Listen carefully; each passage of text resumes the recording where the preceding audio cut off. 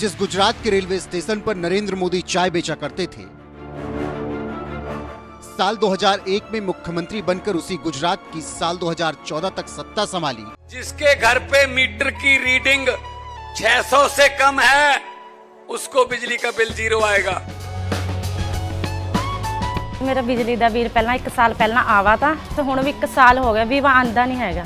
ਜਦ ਆਹ ਭਗਵੰਤ ਮਾਨ ਦੀ ਸਰਕਾਰ ਬਣੀ ਆ ਜੀ। ਮੁੰਡਾ ਸਾਨੂੰ ਛੋਟਾ ਕਹਿੰਦਾ ਪਿਛਲੀ ਵਾਰੀ ਬਿੱਲ ਕਿੰਨਾ ਆਇਆ था? माँ 3500 रुपया। कहना ऐसी 0 आया। माँ फिर ऐसा मुख्यमंत्री पूरे इंडिया में बनना चाहिए।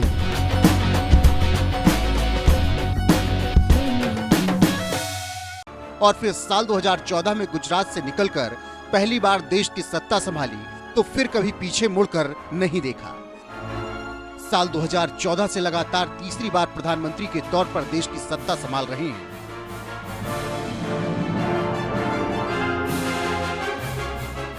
चाय बेचने से प्रधानमंत्री बनने तक पीएम मोदी के इस सफर का कोई गवाह रहा तो वो हैं भुलाई भाई, जो जनसंघ के समय से राजनीति करते आए हैं और अब वो इस दुनिया में नहीं है, लेकिन पीएम मोदी उन्हें नहीं भूले और देश के चौथे सर्वोच्च नागरिक सम्मान पद्मश्री से भुलाई भाई को नवाजा है।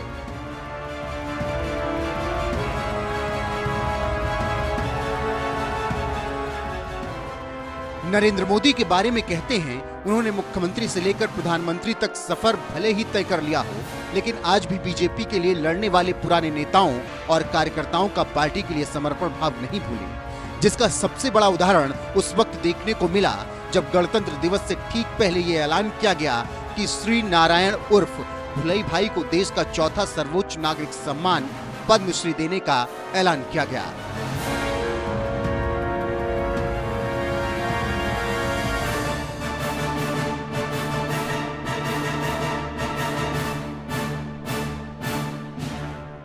भुलाई भाई अब इस दुनिया में भले ही नहीं रहे, लेकिन बीजेपी के लिए उनका समर्पण आज भी पीएम मोदी को याद रहा, क्योंकि भुलाई भाई राजनीति में कोई नया चेहरा नहीं।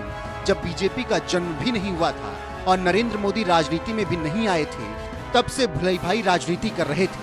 यूपी के जिला कुशीनगर के रहने वाले भुलाई भाई 1974 से 1980 तक कुशीनगर की नौरंगिया विधानसभा क्षेत्र से 2 बार विधायक रहे, वो भी उस दौर में जब पूरे देश में जनसंघ के सिर्फ 2 विधायक ने जीत दर्ज की थी। यानी भुलाई भाई ने वो दौर भी देखा जब जनसंघ का नाम बदलकर बीजेपी किया गया, लेकिन भुलाई भाई नहीं बदले।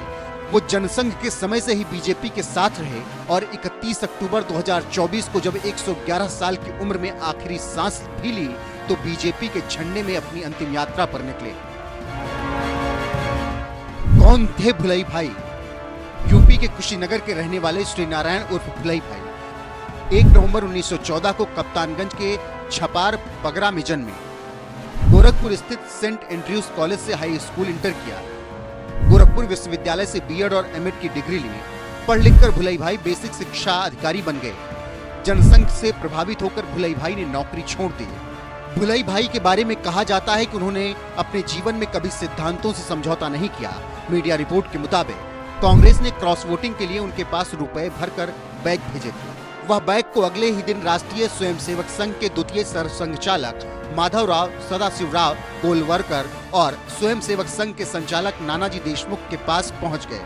दोनों लोगों के कहने पर रुपयों से भरी बैग लेकर सदन में पहुंचे थे और सभापति के सामने गैलरी में फेंक दिया था। बीजेपी के प्रति वफादार रहे भुलाई भाई को मोदी सरकार में पद्मश्री सम्मान से नवाजा गया। वो अब भले ही ये सम्मान लेने के लिए इस दुनिया में नहीं, लेकिन उनके नाम के आगे पद्मश्री लगते ही भुलाई भाई का नाम भी अमर हो गया।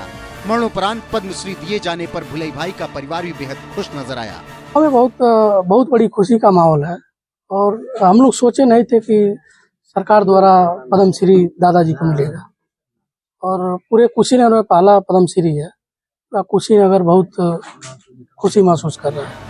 भुलाई भाई का पीएम मोदी कितना सम्मान करते थे, ये इसी बात से समझ सकते हैं कि जब देश कोरोना से जूझ रहा था, उस वक्त भी पीएम मोदी ने समय निकालकर भुलाई भाई को फोन किया था और उनका हालचाल लिया था।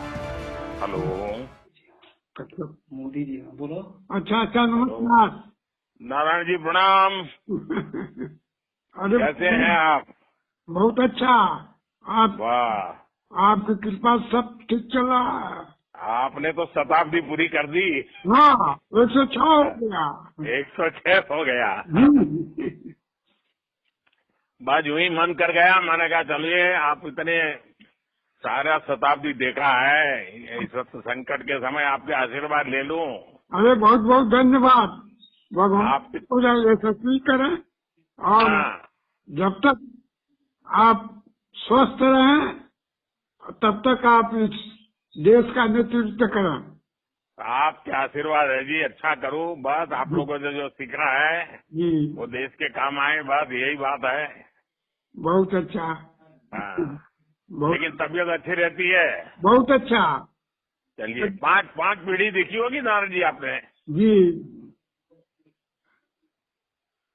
बहुत अच्छा है। ये परिवार में भी सबको मेरा नमस्कार कहना जी, बहुत साल हो गए आपको देखा नहीं है, हाँ लेकिन मेरा प्रणाम कर दीजिए जी। अच्छा अच्छा, नमस्कार नमस्कार जी, नमस्कार जी। प्रणाम करता हूँ। नमस्कार।